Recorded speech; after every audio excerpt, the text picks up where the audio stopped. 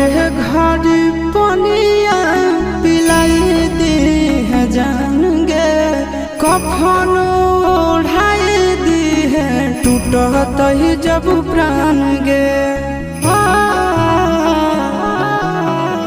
मरे घड़ी पनिया पिलाई दी है जान गे, कफन ओढ़ाई दी है टूटत ही जब प्राण गे।